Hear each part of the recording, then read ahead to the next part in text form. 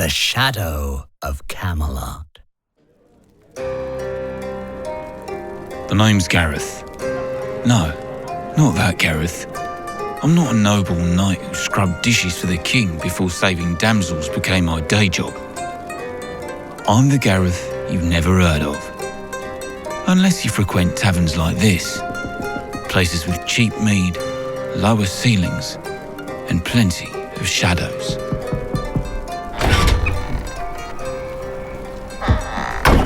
I don't remember what day it was, but I remember when she walked in. Trouble walked in with her. Hood low, but not low enough to hide the tremble in her lips. You're Gareth, aren't you? The one who deals with, delicate matters. Depends who's asking and how much gold they're paying.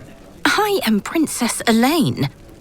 In the goddess's name, why did it have to be an Elaine? Her father was one of the minor kings who swore dragons feasted on the peasants on the outskirts of his kingdom. Was it true? I don't know. There's a lot of dark stuff in the world these days. So, what can I do for you? Lost a holy chalice? Misplaced your favourite royal pony? Careful, knave. I need you to find someone. Thank you, love. Have a drink, princess. Elaine took a dainty sip. I sweetened mine. Mead always tastes better on someone else's coin. I tapped a few drops of Caliban oil in my pipe and gently blew on it. In a moment, an orange flame curled up the sweet-smelling herbs. Let me guess, Your Highness. The person you want me to find, all brawn, little brain, and polished steel? Aye, but not just any knight. Lancelot. His name dropped like a stone in a well. Lancelot. Arthur's companion and the Queen's champion, and possibly the Queen's lover, if the rumours held true. Lance is missing. Can't say I'm surprised. Arthur, or one of Arthur's goons, probably cleft his skull. It's not what you think. He's been cursed. When men fail in Camelot, it's never their fault. It's always a curse, hex, or witchcraft. About 4 years back, a farmer almost lost his entire flock of sheep and blamed it on a love potion gone bad. He's forgotten who he is and now wanders the countryside. Sounds like the Camelot boys ought to send out a search party. I can't tell them. It's your fault, isn't it? I grew tired of Lancelot's constant pining for what he couldn't have, and gave him a potion to help him forget about his love for her. You used a spell? Yes, I did. Magic doesn't solve problems. It trades one curse for another. That's the first thing they should teach in wizard school. Right after, don't summon things that eat people. I know that now, don't I? I fear I may have misunderstood Rhiannoneth the Witch and given him too strong a dose of roots or herbs. For now, he has lost all memory of who he is. And worse yet, he has vanished without a trace. Why bring this to me? Because the servant spoke of you as a man who gets things done. The longer Lancelot remains out there, the deeper the curse seeps. He will forget more than just his own name. He will forget his honor, his oath, everything he holds sacred. And when that comes to pass, Lancelot will no longer be himself. He won't just forget who he is. He'll forget who he's supposed to be. And that makes him dangerous. Be that as it may, what leads you to think I care? I heard you were a man of honor. Her eyes were blue as frost, and she smelled like frankincense with a hint of myrrh.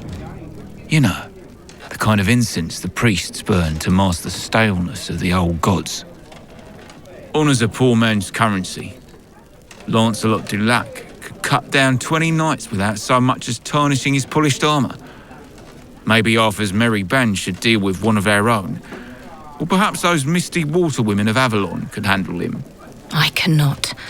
It would be unseemly for me to be involved with witchcraft. You are my only choice. Will you not aid a damsel in distress? Far be it from me to leave a damsel in distress, especially one with coin. Oh, thank you, good sir. Now, let's discuss my price. That's how these things always start. A beautiful woman, a missing man, a hint of magic, and me, too stupid to walk away. You said what? I said we could break the curse. We? You and I? Yes. Oh, you don't break curses, Gareth. You barely break a sweat unless someone's husband wants your tongue in a jar. I need your help. The last time I broke a curse, it nearly broke me. And now you've gone and dragged me into this mess. I'm not your errand girl. I never said you were, love. Oh, you always do this. Come crawling back the moment your charm runs out. Not true. Sometimes I crawl in advance. The princess will pay well. And you're the only sorceress I know who can also wield a sword like a knight. Ugh. Look. Did you check it? Did I? Oh, come on, Ember. That was one time, years ago. I promise, there are no scorpions in there. Well, says the guy who didn't get stung. That grudge has got more birthdays than I do.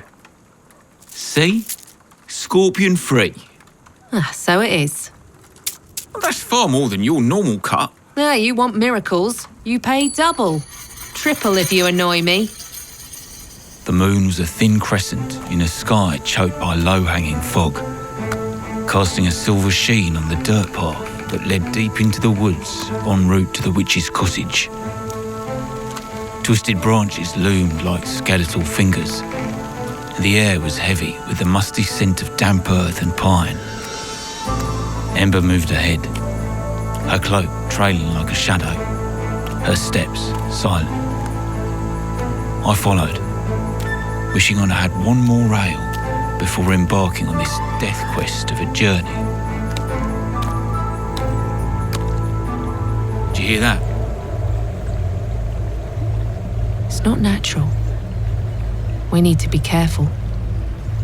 Rhiannonith's cottage appeared through the fog like a ghostly silhouette, its crooked frame barely holding together.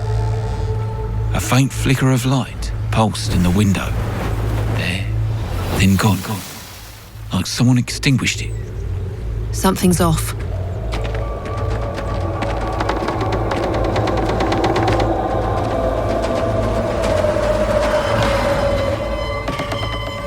It's dark inside. Well, that's probably because there isn't any light. You're gonna have to go in farther. Oh, by the blood of Goddess. Yeah, by the blood of a goddess indeed. I'd seen my share of corpses, but not like this. Rhiannonith lay twisted on the floor. Dark, congealed blood soaked her shawl, and open eyes stared into nothingness. Someone had slashed her throat in a brutal, deliberate arc. This wasn't just murder. This is ritual. There. And there. Those aren't forest runes. Those are expensive. Like the kind you might find in court, or close to it. Her throat cut wasn't for death. It was for release. Where's her staff? Gone. And without it, we're at a disadvantage. Maybe whoever did this wanted to make sure she couldn't undo a spell or a curse. Oh, you really don't listen to me when I tell you things. Undoing a spell or curse is a painful process for the practitioner, and most won't do it. I was only half listening. Something near the door caught my eye. A shred of fabric, deep blue, maybe purple. Not homespun. This wasn't a witch's shawl. This was royal trim. Hey, look at this. Get down, Gareth! At first, I thought it was a car, or maybe the house was collapsing. Then the claw came through, big as an ox cart, tearing the wall like parchment. Ember yanked me back as wooden splinters flew at my face. She drew her broadsword and struck the claw on the end, shattering its shell and forcing it to pull itself back outside. We held our breath. Gareth? Then the wall gave out. Run! A crab the size of 2 battle horses scuttled into the room, snapping its one good claw at us. The creature rooted around until it found the witch's body, then, in one motion, tore it in half before stuffing it into one of its maws. Gareth, run!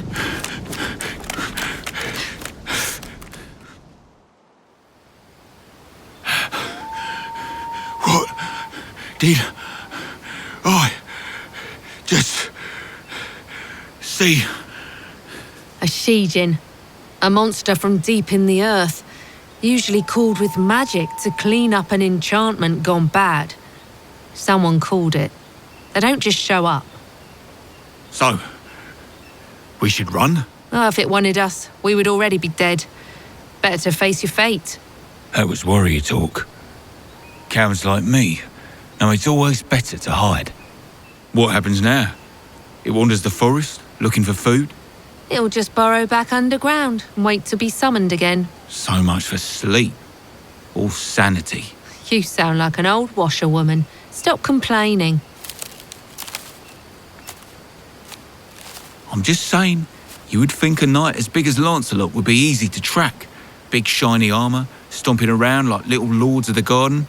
Kind of hard to miss, right? Well, do you ever shut up? Look, there, in the mud. Tracks, boots. Heavy, headed west. We followed the trail, and the air got heavier. And there it was again, that sickly, metallic tang of blood. My stomach tightened. We broke into a clearing, and right in the middle of it, slumped against a log, like he'd been left there for dramatic effect, was a body. Another one. Brilliant. At this rate, we'll have enough corpses to fill our own round table. Well, this guy is young, barely a shaver, and he's still fresh. Friend of yours? I don't have friends. That kinda hurt. Did the witch have a kid? Someone burned a cross into the top of his head. A Christendom mark. Meant to shame anyone caught consorting with witches. This rope is sticky and gross. Probably from his blood drying on it. Yeah, it's sticky, but not crusty like blood. Almost smooth. Like it was spun, not tied. We should probably move on. Yeah, in case someone summoned another Gen. More prints going that way. Over there, tangled up in the brambles. A piece of purple cloth. Oh, from the dead guy? Nah, he's wearing brown. This feels expensive. Yeah. Like something a royal or courtier might wear. Purple cloth, weird rope, dead kid. Body count's climbing. And I'm still lost. Let me see the cloth. Ember took the cloth and sniffed it. Odd, but far be it for me to reproach someone's proclivities. Ember always had a way of knowing more than she should. Some hunter's instinct, honed on something darker than deer. Before I could comment something crass, she dropped to her knees and took a healthy inhale of a boot print that looked like the tracks we'd been following. It's faint, but it's the same scent. This is a new skill for you. When did you become a bloodhound? Get down here, I'll show you how. I knelt, then realised I was about to put my knee in something I hoped was mud. I'll take your word for it. Let's go this way. These tracks look like the ones we've been following. We'd run from one nightmare straight into another, and I had a feeling this one had teeth. They call these caves the Maw of Modron. An ancient mother who births monsters or takes them back. No, stopping you there. No ancient mothers, no cave crabs, no village-eating moths. I told you about the moths. The trail ends here, so inside we go. Well, she supposedly eats the uninvited. But please, let's go in. We were a few feet into the cave when Ember did something weird with her hands and a blue sphere giving off a wavy light appeared. I let her lead the way. The tunnel opened into a vast, domed cavern. Its ceiling, a webbed cathedral of pale silk, pulsed in her glow.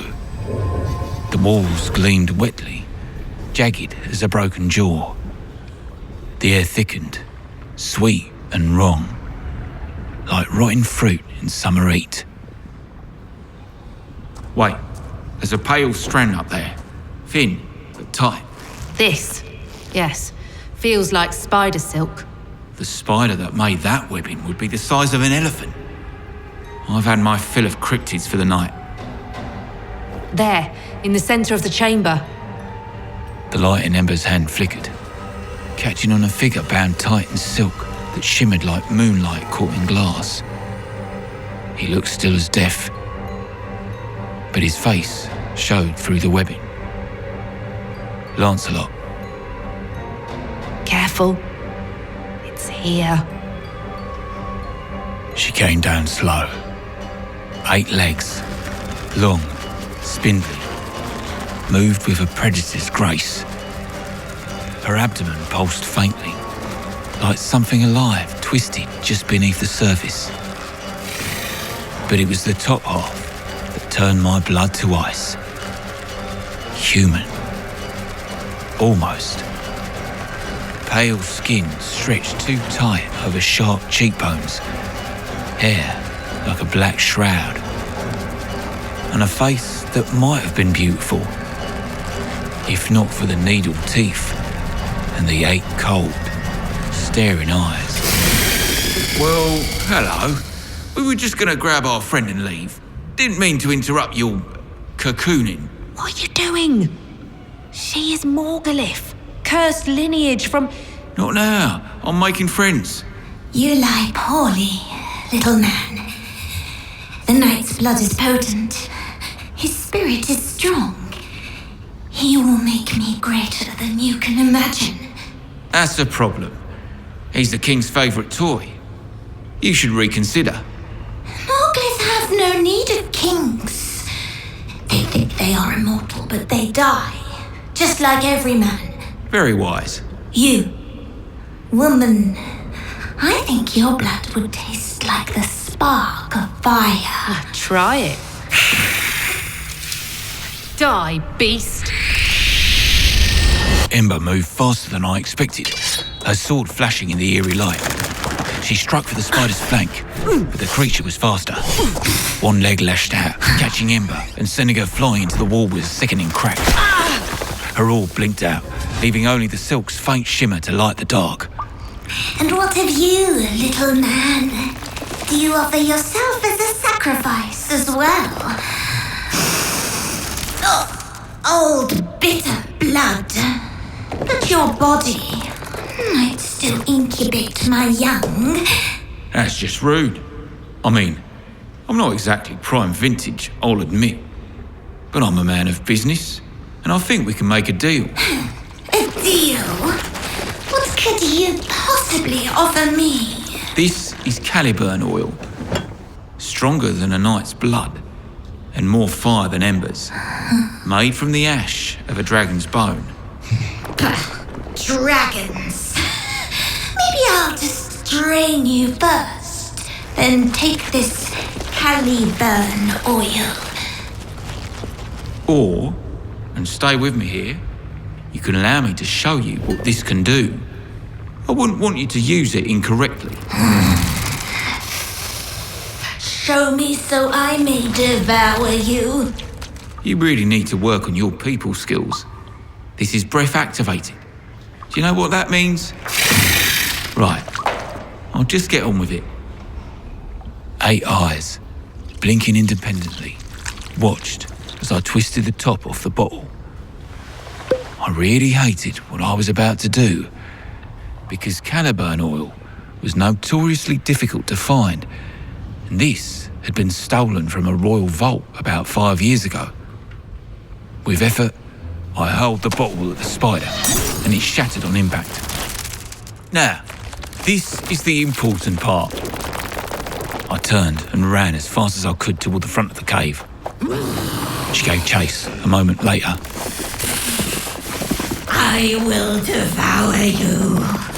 Send my children into your bones. She was gaining on me, and I prayed to every deity I could think of that she'd generate enough wind, just one gust. When she lunged forward, the air shifted, and the oil caught. Now you are mine. Her running finally generated wind to ignite the oil. The oil caught, and flames roared to life, engulfing her body with ferocious speed. I circled her carcass, careful to dodge the spider's twitching legs. I got to Ember and carried her out the cave. The sun was rising. We'd been in there longer than I thought. I took a couple of breaths and made my way to Lancelot. His cocoon of webbing was sticky and tough, but my sword sliced through it, and he fell into my arms, limp and heavy. I threw him on the ground, while Ember started to stir. Oh no. I turned, my heart sinking as the spider, still ablaze and furious, lunged forward. This time, you die. Her blade flashed in the firelight, driving straight into the creature's head. The spider struck out, one of her legs catching Ember on the side of the head. I drew my sword and struck the opposite side of the beast's skull. It froze, legs twitching once, before collapsing in a heap of burning limbs. Next time, make sure it's dead. Noted. One monster down, dozens left. And every corpse in this story wears a crown. Who are you? Who am I? Do you remember a queen? Blonde? Or a princess? Bee-stung lips, jealous eyes? I remember a sword and screaming. Maybe mine. Whoa, big guy.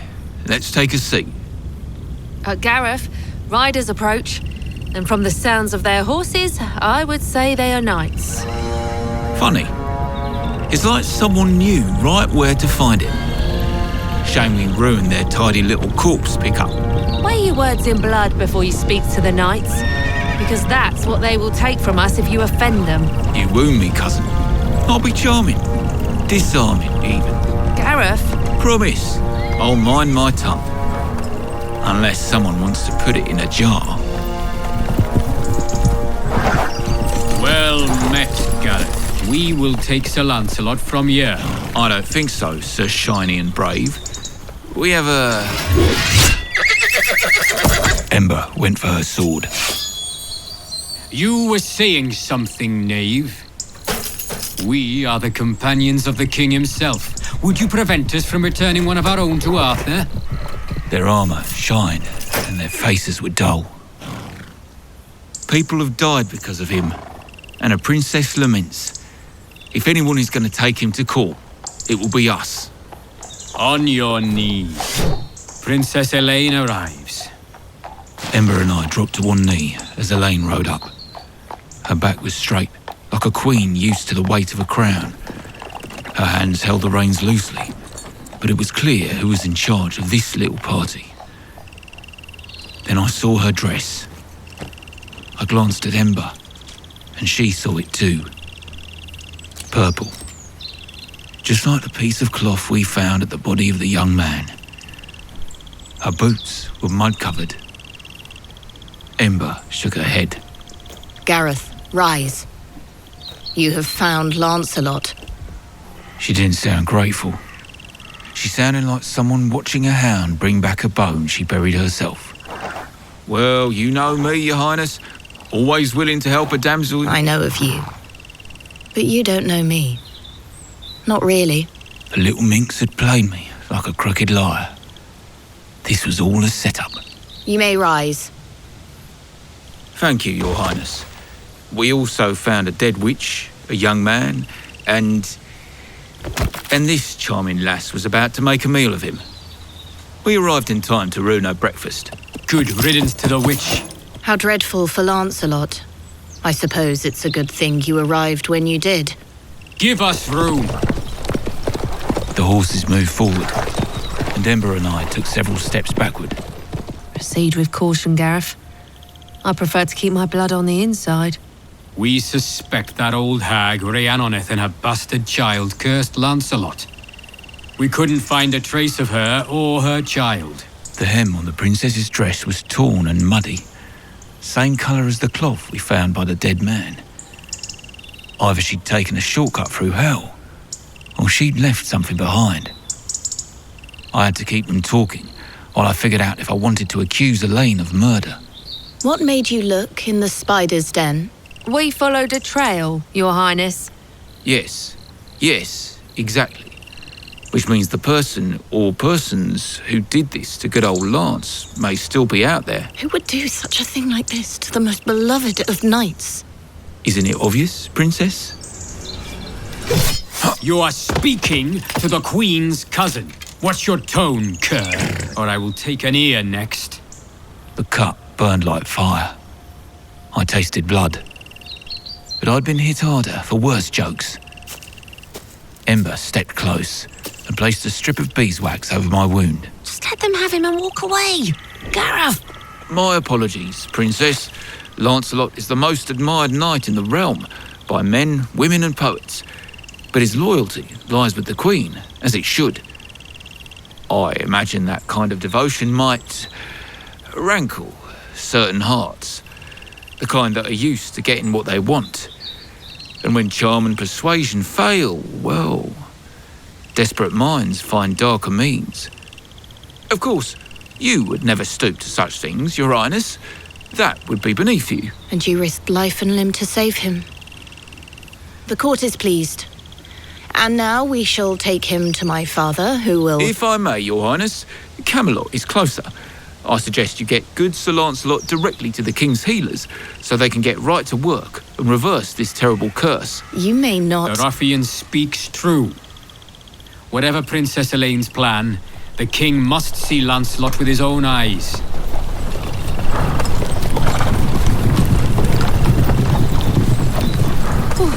That was closer than I like. Oh, it's not over yet. Gareth, we're still alive. Don't ruin it. Hey! Where is my reward for returning your knight with minimum breakage? Arthur will know of your deed today. Let that serve as your reward. Yeah! You should be careful, Gareth.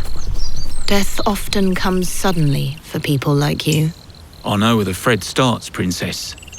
And I've got the cloth. Until next time. Are you all right? She played us. Walked away clean. And I just let her. Oh, what's this? A sense of justice. Spite. Dresses like justice some days. There may be hope for you yet. But don't pick a fight with royalty, Gareth. You won't win. I'm gonna take that smiling little harpy down. Maybe not today, or tomorrow, but one day. Oh, let it go, cousin. This is Camelot. This was an FCAL Entertainment production, featuring the voice talent of Michelle Campbell-Jones, Leonora Haig, Andre Refig, and Mark Stewart. Written by Tony Sarrecchia. Directed and produced by Simon James Collier. Soundscape design by Archie Lyon Maris.